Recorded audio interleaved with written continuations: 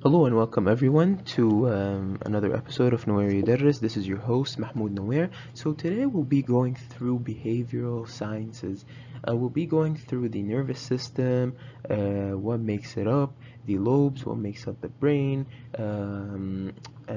what kind of hormones responsible for some of the regulations, etc., etc. So behavioral sciences episodes are going to be pretty lengthy because a lot of theories, a lot of concepts, a lot of application. So stay tuned. Let me know if you have any questions, and let me know how I can fix the comment problem because I don't know why the comments are turned off. Make sure to check our TikTok as well, and let's get started with biology and behavior. So we have the nervous system here. Hopefully you guys can see that properly. The nervous system is divided into two um, different categories, right? You got the central nervous system, which is the brain and the spinal cord, and the peripheral nervous system, which contains spinal cords and 12 cranial nerves. So the CNS, or the central nervous system, has afferent neurons. So that's basically neurons carrying information back to the central nervous system. But with the peripheral nervous system, it's afferent neurons, neurons carrying information, like motor information to like muscles and glands and other stuff like that. Then we have the peripheral nervous system, or PNS, is divided into two as well, into two categories. You got the somatic and the autonomic PNS. The somatic is basically motor sensory neurons and joints, right? And then the autonomic is basically regulates the heartbeat, digestion, body temperature, fight or flight, etc. Autonomic is like kind of happens involuntarily, and then somatic involved in like some voluntary movements. So with the autonomic PNS, peripheral nervous system, it's also divided into two parts: the parasympathetic and the sympathetic. So the parasympathetic autonomic nervous system basically conserves energy through acetylcholine. So acetylcholine is used, a hormone used to conserve energy. So what happens in the parasympathetic nervous system is that constricting pupils, you relax, constrict bronchi, slow heartbeat, peristalsis, and digestion controls, digestion, bile release, and stimulates bladder. So it's like you can think of parasympathetic as like your chill mode. Now with the sympathetic, it's activated by stress to fight or flight. Let's say you're in a situation, I don't know, there is a lion in front of you, you're scared. You have the fight or flight, increase heart rate, redistributes blood to muscles, increase glucose levels, relaxes bronchi so you can breathe, and decreases digestion and peristalsis and dilate pupils. So parasympathetic, autonomic is more for relaxation, digestion, stimulated by acetylcholine. But with the sympathetic, fight or flight, you're fighting for your life, increased heart rate due to a stressor, etc., etc. So I've broken down the brain into this is just the basic info of the brain anatomy. So it's three parts: forebrain, midbrain, hindbrain. So I want you to think of it as introduction to an essay, the forebrain, and then the body is the midbrain, the body of the essay, paragraph, and then the hindbrain is just like the conclusion. This is a good way to just like, kind of condense it or condense the information. With the forebrain, it's more for the perpetual cognitive, emotion, intellectual capabilities. You have the cerebral cortex, which has four lobes responsible for sensory and motor movements. We're going to be discussing four lobes later. The basal ganglia, which coordinates muscle movements through a system called pyramidal extrapyramidal system. And the damage to a basal ganglia is what causes Parkinson's disease. Limbic system is responsible for emotion and memory.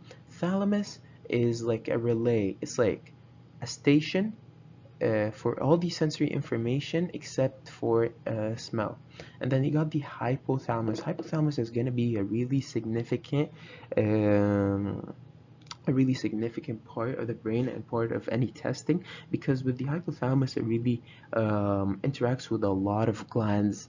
As you can see in my other videos, for instance, the anterior pituitary and the posterior pituitary, and hormones and stuff like that. So hypothalamus is really significant. So the hypothalamus has three parts. It has the lateral, ventromedial, anterior. With the hypothalamus, I want you to think of it that way. It controls hunger, drinking, sexual behavior, sleep, body temperature regulation. So think of it as it controls a lot of your basic necessities. You got the lateral, hunger center, eating and drinking. Ventromedial provides signals to stop eating. So let's say the ventromedial part of the hypothalamus is damaged. This will lead to obesity. Anterior is basically controls sexual behavior, sleep, body, and body temperature regulation. Midbrain, the body that we said, is basically receives sensory and motor information from the body. It has two parts, inferior and superior colliculus. Hopefully I'm pronouncing that right. So superior receives visual sensory input, inferior receives auditory. The way I like to memorize this is like superior, oh, so you see stuff first before you hear it, superior visual, and then inferior, it's like later on, maybe if you get closer, or maybe you hear sound later on, and that's how I basically memorize it. And then hindbrain controls balance, motor function, breathing, heartbeat. So hindbrain is really significant. So it has four significant parts to it. The cerebellum, so refined motor movement, and then let's say, I don't know, you're a drinker, you drink a lot. What is affected is the cerebellum, because alcohol impairs its function. You know, you lose your balance, you can't move, you're wobbling. Medulla oblongata is the heart and vital reflexes, and then the reticular formation, arousal and alertness is like you're alert with the stimuli around you and the environment around you. And then the pons, communication with brain and breathing. So the brain, there are three layers that protect the brain. There are the dura mater, the arachnoid matter, and the pia mater. The pineal gland secretes melatonin that help regulate the circadian rhythm. Basically, circadian rhythm is the 24-hour you live. It's like, your sleep, your functions, all that, and it's affected by light and darkness. Next, we have the septal nuclei. Septal nuclei is the primary pleasure center, and there's a correlation between the septal nuclei and addiction. You know how you always,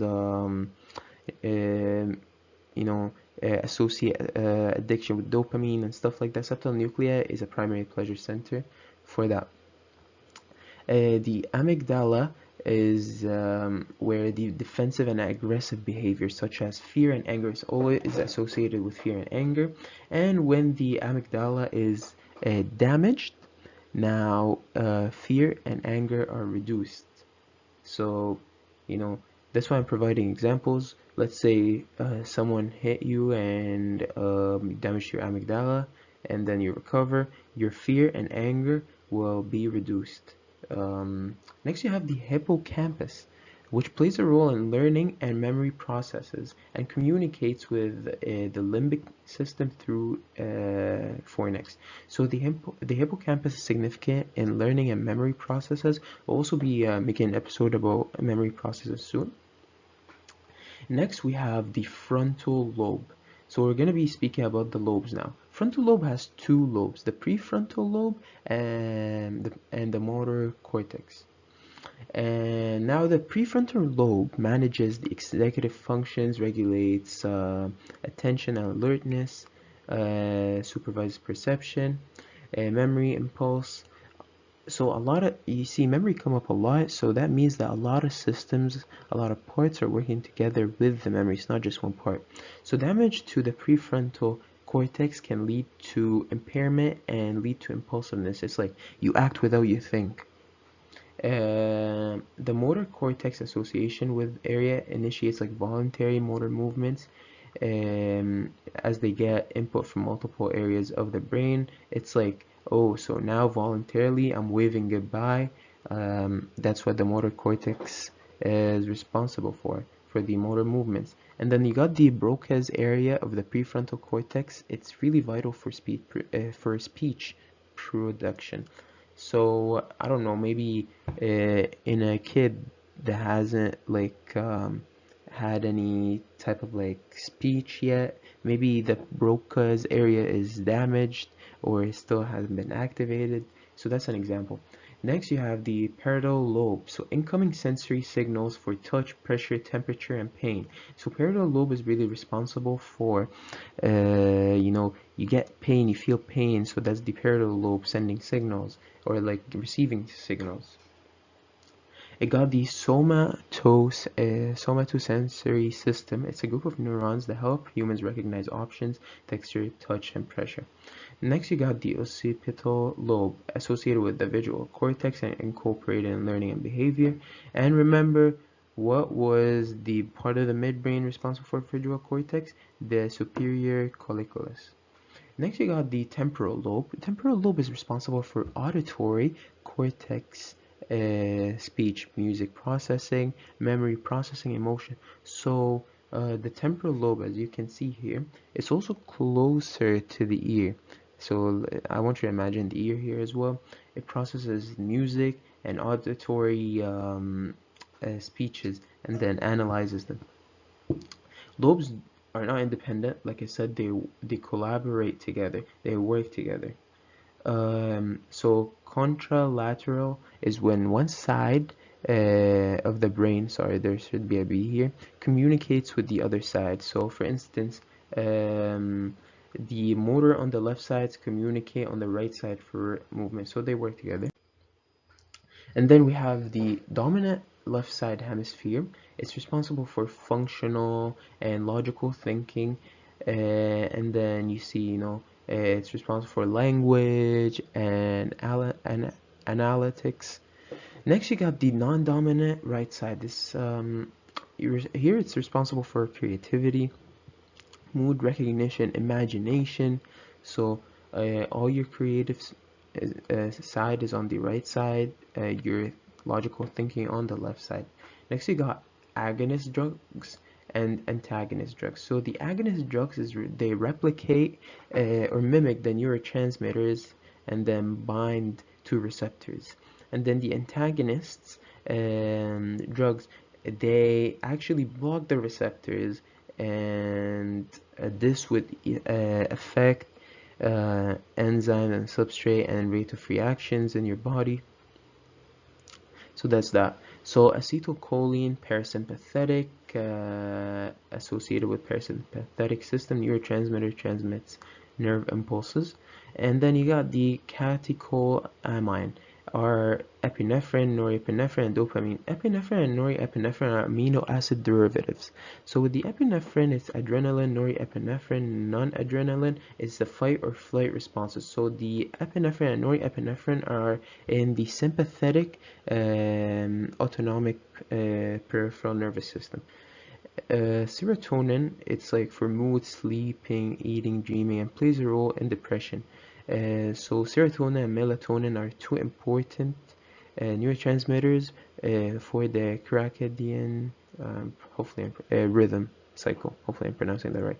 GABA produces postsynaptic potential that stabilize the brain, and glycine inhibits neurotransmitters in CNS hyperpolarized postsynaptic membrane. Endorphins are natural painkillers like morphine. So with the glycine and